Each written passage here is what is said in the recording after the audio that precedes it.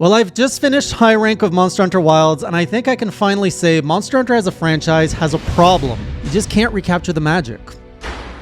Welcome back, Classy Crew, to my 5th journal as I review Monster Hunter Wilds slowly but surely, and now I have finally finished high rank after the first month of release, and I can really reflect on Monster Hunter Wilds at its base offering and really think back of what I think of this game compared to the others. Now, I started in Monster Hunter World Iceborne, and then I went on to play, of course, Rise, Sunbreak, and the older games like 3U, GU, 4U. Not in that order. I don't know why I always say 3U, GU, 4U. And not the other way around. But anyways, what I've come to realize is I think Monster Hunter as a franchise has one problem, which is because it's a game where the player levels up, it's pretty much cursed to disappoint players every time it releases a new game. There's a lot to uncover there, and I don't want to get too much into the negativity or the pros and cons of like, is it a good game? Is it a bad game?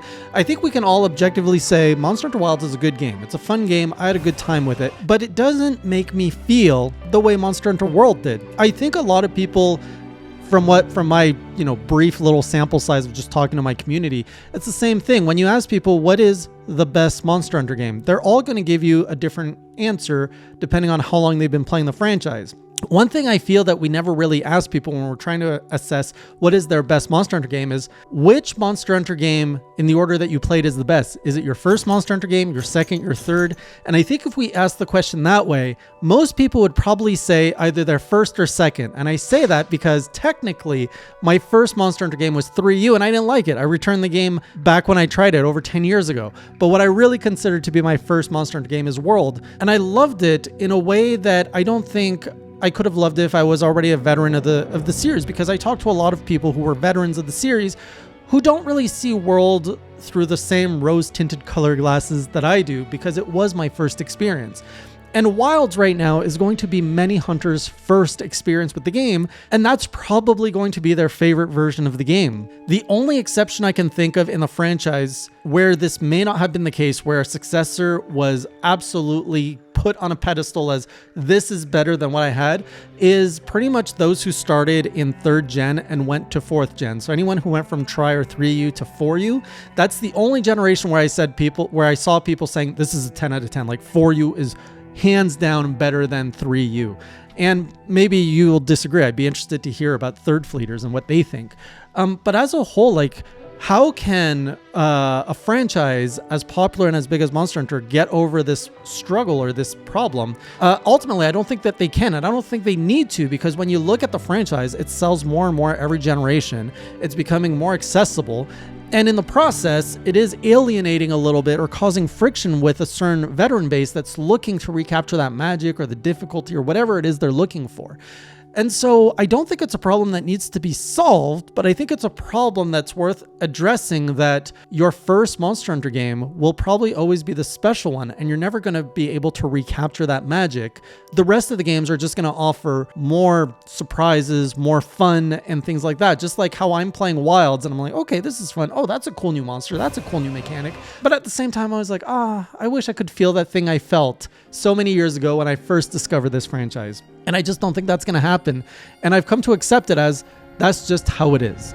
So now let me finish off my review of Monster Hunter Wilds now that I've slain high rank Arkveld, which was a proper send-off for where I was in my journey. I carded twice to him. I almost failed that quest. And it was just a really good time. Now I'm in the end game. I'm starting to experiment with different weapons, and it's all about grinding layered armor, weapons. What's it called again? The Artian weapon system. So I'm going to break it all down from where I was last time in Journal 4. If you haven't checked that out, make sure you check out that video.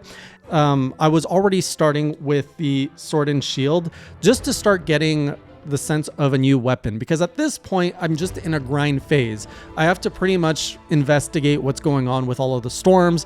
It's all the Apex higher rank fights basically that are waiting for me. And so it's very important that, not very important, it's just I'm like, oh, I don't just want to keep doing the same switch axe moves over and over. Let's see what else I can do. And so in the last video I shared how I tried dual blades and found a lot of fun in there. Sword and shield I had heard had gotten quite a bit of redesign to it that made it really fun. One is the move where you pretty much jump up and you bring down your sword like as a down thrust, and you can almost feel the friction, the resistance of your sword going through the monster. It's like whoops, like, you know, you're just feeling that resistance to the sword. It's also how you bust wounds, which is pretty good. So that's one of my favorite new moves.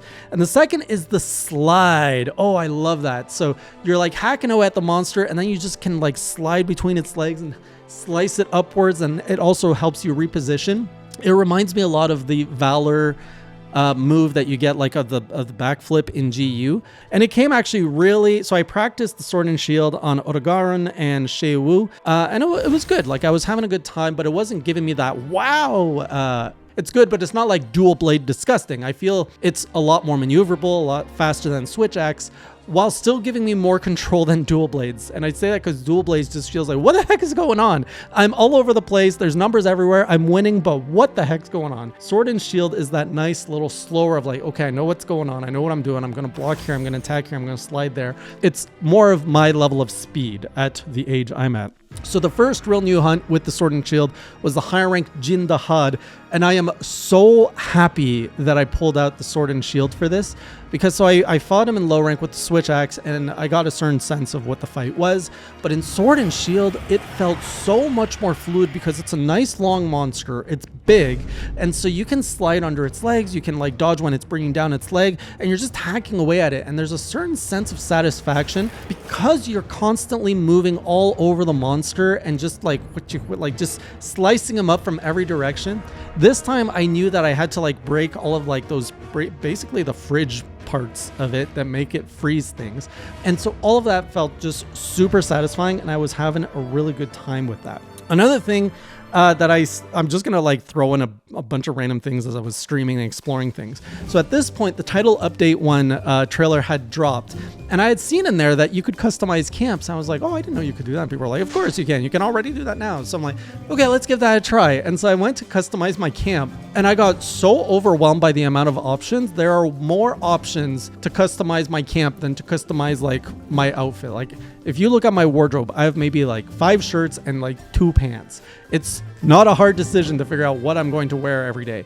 But here with my camp, like you can change the hat, you can change the walls, you can change the colors, the pigmentation, the saturation. I was just like, this is too much. And it's per camp. I think it's per camp. I'm like, who has the patience to go off and design each one of their camps?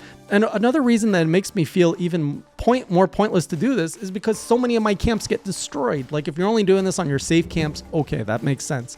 But all these camps that you put out in the wild that just get trampled on by monsters, I'm like, I would feel just destroyed if I put all this time into designing a camp just for it to get totaled by some random monster that's like, I don't like this, smack. Great feature for those creatives out there, overwhelming for us non-creatives here.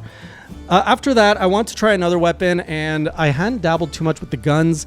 And I remember fighting Gravios the other week with switch axe, and it was a blast. I had a good time. So I went with the light bowgun, and the first thing I realized was, I'm like, where's my pierce ammo? I can't like make or buy my pierce ammo. And that's when I learned that they basically give you infinite normal, spread, and pierce ammo in this game. You don't have to think about managing that ammunition. It's just always there. So that's a nice quality of life feature that I will not complain about. Also, I had not the best gun because I didn't really want to grind out a specific gun. I just want to try a fight. So I built whatever I could. And in this case, I had a Yan Kutkut gun, which is not the best gun to go out with. Overall, the fight, I don't know if it's because of the gun selection, but the pairing was not satisfying at all. Also, I don't know if it's just because I can see the number of damage that I'm doing on the monster. In GU, you can't see that. And so it just feels good that I'm shooting the rock. But here I'm shooting the rock and I'm seeing like one. Like it's just such small number. It doesn't feel like I'm hunting this thing properly. I'm like, this doesn't make sense. What's going on? It's not satisfying at all. And people are like, well, you're out of range. So I was getting closer. I was putting on the like speed ammo on, and everything I was doing just was not feeling very satisfying. So finally, when I eventually did open up one of his wounds, like by making the rock fall off of him, I'm like, screw this. I switched to my secondary weapon, which was sword and shield. I'm just like, shoot. I'm just sliding under him and cutting him up in the weak belly and everything. And that felt way better. And I just like melted him with the sword and shield in no time. So I really do think I'm missing something with the gun. I'm not going to criticize the gun in the game. I think the problem lies with me. I just would need more time with these guns to figure out, how do I make damage with it? What am I missing that's preventing me from damaging them properly? So after that, I went back to focusing on the story, which is pretty much go revisit every locale and kill all the apexes. And I don't really have anything much to say about Ray Dao. It's just a more dialed up fight. It was satisfying. But the Uthduna, he really stood out to me. So if you look back on my old journals, I was like, low rank Uthduna, he's just a big whale that felt belly flops, very unimpressive monster. I didn't care for it. In this high rank version, I grew so much more appreciation for it. And I don't know if it's because I spent more time fighting it or what it was, but I actually appreciated the mechanic of how it takes in the water and fills its wings, which it doesn't in low rank. But here I appreciate it. I'm like, oh, that gives him more abilities. I don't want that. I need to actually break his wings because those abilities are causing problems for me. And his belly flops were devastating. Like, I was getting caught because he's just belly flopping everywhere.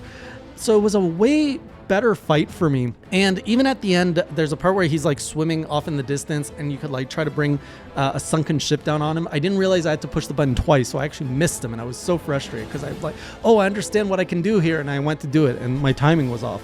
But the fight was so much better. It's funny because out of all of the 4 apexes outside of Jin Dahad, which I had a way better time with the weapon matchup, I appreciated Uthduna so much more. Ray, again, nothing really worth mentioning there. And with the tentacle monster, which I didn't write the name for, he carded me twice in low rank. In high rank, I was just having fun cutting off his tentacles. And I think it's because I knew his moveset and how to better read him. He didn't really give me much of a problem in high rank.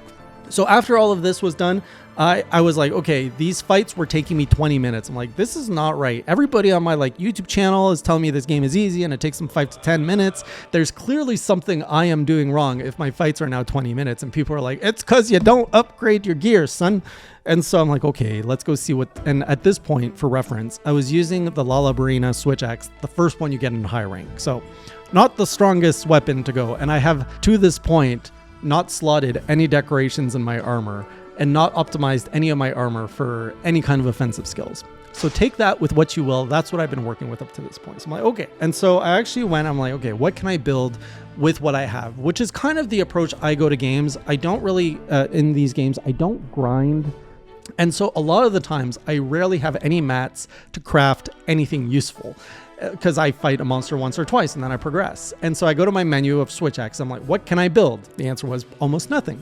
I was like, oh, what about this Artian weapon? And this is when I learned about the whole endgame mechanic unique to Wilds, which is as you fight more tempered monsters, you get like these parts which you can use in Artian crafting to build different weapons that are pretty good. Like I built a rarity 6 at this point, switch axe. And then you can buff them up, like reinforce them up to 5 times, which gives you a bunch of extra slots like more affinity, more attack, more sharpness, which is assigned randomly, which incentivizes you to keep playing the game loop in the end game to try and get the most optimal weapon.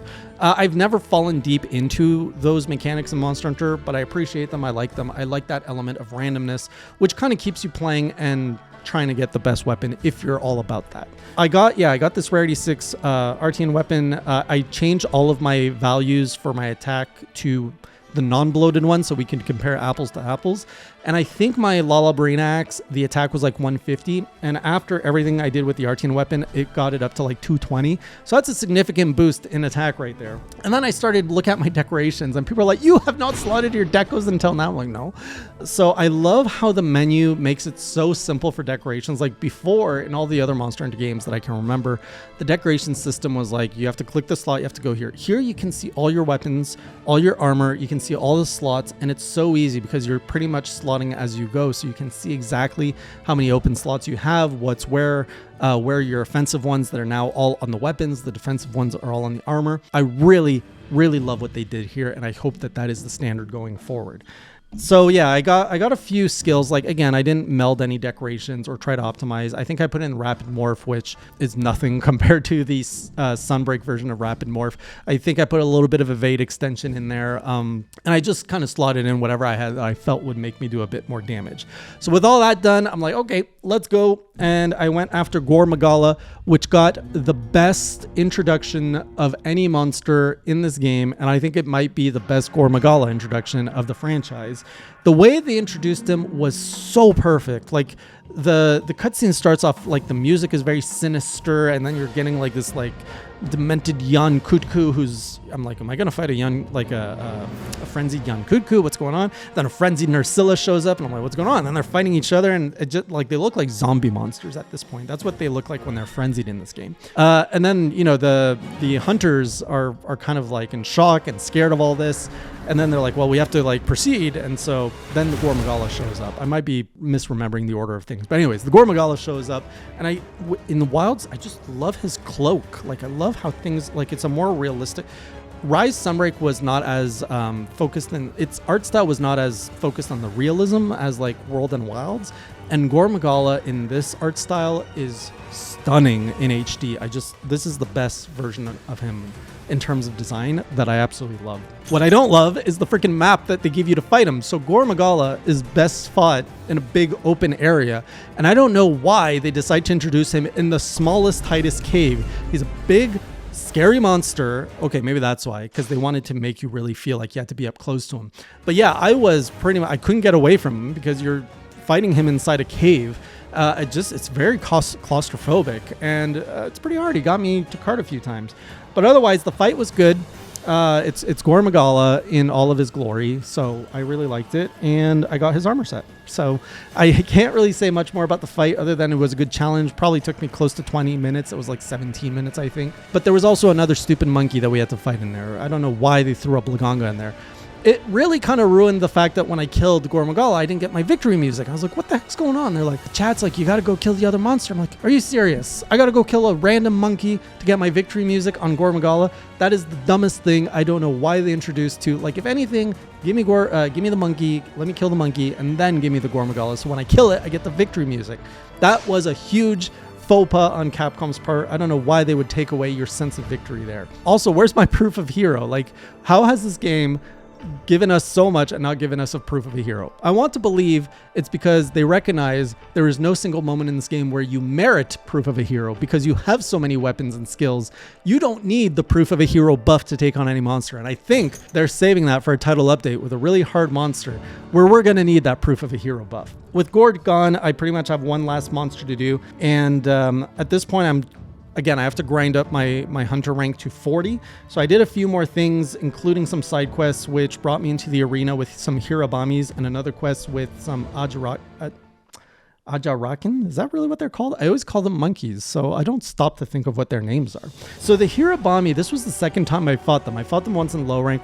They didn't leave a great impression on me, especially with the switch axe. I was like, this is a bad matchup. But now in the arena, I don't know if it's because there was like more light or I was just more familiar with my switch axe moves and its moves, but the pairing felt fine. I'm just like, I'll just use my like high reaching switch axe moves to knock it down. I'll pick up this thing from the ground and shoot it at it to bring it down. Like I just had way more knowledge of how to deal with the Hirabami constantly in the air move. And I was fine I was pretty good at dividing them, like putting up the wall so that one stayed in his corner while I messed up his brother. And overall, it worked pretty good. The monkeys, however, not so good. I was having a good time because at first, you just fight one monkey. And I'm like, this is easy. One monkey? I can deal with one monkey. I'm like, is it one of those hunts where you got to kill the monkey within 5 minutes and then the second one spawns? Or like, what's going on? I don't know the answer to that question. At one point, a big monkey showed up. I was like, oh my goodness, this must be a gold crowned monkey. Like it was much bigger. I tried to keep him on one side of the fence, but I failed. And so I locked myself in with two monkeys. And these monkeys, like when you're fighting two at a time, they are just crazy. Like it's Rajang level crazy. They're exploding things. There's fire everywhere. There's blast status affliction. It's a mess. And once it's down to one monkey, though, they're nothing. These monkeys are nothing on their own. They always need another monkey to stand out. And then after that, I had enough level to go after my final boss of the game, which is Arkveld in high rank. And once again, Nada is coming back. Like this is when Nada gets a bit more. He's like, oh yeah, he's just like me for real still. I'm like, come on. You still identify with this monster, which is probably the craziest monster in the whole like ecosystem right now. It's the dumbest thing ever. And it also kind of reverses the whole narrative impact of low rank, where he's like, oh no, we killed my monster, and then you're like, it's okay, look, there's an egg, we have hope, life goes on. And now in high rank they're like, oh, it hatched, It's still crazy. Screw life goes on. We're gonna murder it anyways. Nada at this point is like, okay, I guess. I did like when the hunter talked back to Nada, and Nada's like, I just want to watch. And the hunter's like, I don't need you to watch. I don't need anybody to watch. I need you to be useful. I'm like, oh, so satisfying. High rank Arkveld gave me some. It's funny because at first I was like, oh, this fight is challenging. This is good. And then at one point he started like opening up his wounds, and I was like really pretty much pounding him down. I was like, oh, the game is too easy. And then as I said that, Arkveld literally like goes into his like red turbo mode and carts me. I was like, okay, I guess I won't say that to his face again. But I did cart twice. It was actually it's weird. Like when he hits you, it only takes one combo to knock you out, which I'm like, okay. But when you're attacking him, you can combo him to keep him on the ground between the wounds, the things you're bringing down from the sky, like all these things. So it's hard to say. During parts of the fight, it's easy. Other parts of the fight, the difficulty spikes. So it's not like a very even difficulty level during the fight. Another thing I want to talk about is my Switch X gameplay. And this is a bit of a conversation I'm seeing pick up on social, and that is the, oh shoot, I only wrote the abbreviation of one of the new moves introduced in Wilds for Switch X is FSR, which I think stands for / something. The Hunter's new super, and it's what a lot of people replace the Invasion Sensation with, or the whatever, the Discharge move. I don't even know the real name of the moves anymore. I was using this move fairly sparingly at the end of certain combos, but what I've learned is people say, no, you got to hold it, like when your sword is in amp mode, you just pretty much spam that move. And I tried it on a few monsters. I'm like, okay, but it leaves you open like after you do it. But if you keep doing it, yeah, like you can unleash that big super move and you're still in sword amp mode, so you can keep unleashing it. And I saw some people on Twitter where they're just spamming that move 3-4 times, which is something I don't do. I'm like, okay, that's one way to do a lot more damage on a monster. I could see how some people are melting monsters so much faster than me using that. But that is a move I don't associate to Switch X gameplay. To me, Switch X gameplay is you're maneuvering, you're switching between axe mode and sword mode, repositioning and flowing around the monster, not unleashing this massive like explosive thing. So I'm a little bit of the, I guess, I don't know, the camp that's kind of anti-FSR, where it's like you should be using it sparingly, or even like Capcom might need to nerf this if it's really melting monsters as much as it is. And I've seen some discourse over it where people are saying, well, you know, you shouldn't nerf it by just taking away the strength of it. And I agree with that. It should be a super move. It should do a lot of damage, but there should be some kind of drawback to using it, whether it holds you in an animation lock or it gets you out of sword amp state so you can't keep spamming it. I think that would be the best middle ground. Let the hunter have that move, but like, let's just balance it out a bit where you can't just spam your super move all the time. Yeah, I started using that move more, the holding. I actually did not know that you could hold it to unleash more damage. So that is something I've learned. I'm not spamming it, but I am using it now when the monster's down or something. I'm like, all right, let's just do more damage on it. After this, in endgame, like I said, I'm pretty much experimenting at this point. And one of the things is I'm picking up all the weapons I usually suck at. And so I picked up Gunlance, which is a weapon I don't use often. It's one of my least comfortable in GU. And I had a lot of good fun with it in Wild. It wasn't hard to learn. It was maybe one hunt and I pretty much understood the whole thing, which is you push the 2 face buttons, which lets you combo go like choo choo, and then you get like the burst as you like move your Gunlance across the monsters, like choo, choo, choo, choo, and it's just damage everywhere. And now you get 2 wyvern stakes, which I think that's what they're called, the thing that you shove into the monster and it just like and blows. You get full reload. I don't know if that's a New World thing, because in GU you have a full reload move, but you also have a move that only like reloads 1 shell at a time. I couldn't find out if you can even do 1 shell at a time in this game, which is fine. I don't like doing that. Oh, another thing is it felt like there was almost no lag between pulling up your shield and going into the offensive mode. Here, it felt like you could flow between defensive stance and offensive state a lot more quickly and fluidly, which made the Gunlance more my style of play, where I can easily go like, okay, I'm pulling up my shield and I'm going to attack you, or I can have my shield up and attack you. It just gave me so much more fluidity in how I wanted to play the weapon. I had a really good time. I was fighting the chicken with it, Rathian showed up, and then I beat up the Rathian with it.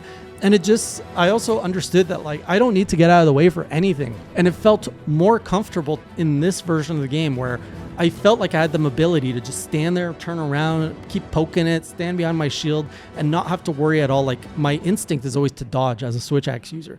And so here, it felt natural to me to just stand my ground and just keep poking it. So Gunlance did a good job. I mean, I've only played a bit of it, but I can already say I appreciate it a lot more than I did in other games. And then some last few bits I want to cover. There was an NPC in the mountain, Apar, who's this like really tall Wyverian that I didn't know was in this game. And as I walked and saw this like really tall lady, I was just like, oh, you really stand out. I didn't know that they made them that tall. And farms. I'm really bad at this in all my Monster Hunter games, but I just learned that there are farms like to get the items you want, and I've only got like 3 or 4 unlocked right now, and I think there are 6. So I'm slowly now actually opening up my farm so I have a little bit more flow of items. And I also gave my hunter an update. I finally ditched my nice hat for an eye patch, so I'm letting my hair flow. It looks great. I've got my Gore Magala chest piece, which has this nice flowing cape to it with some nice pants and like a sash to it. I really like. I kind of look like a pirate a little bit. So I finished the game just in time because literally when this video drops, I think title update drops tomorrow or tonight. So this is exactly how I wanted to pace myself so that I'd finish the base game as title updates drop. So here we are. I'm going to see what title update has to offer in the next few days, and I'll be back, if not next week, the week after, with my impressions of what the title update 1 features and monsters are like when you actually get to fight them. Hopefully I see you on stream as I try those or on the next video. Journal until next time. Keep it classy.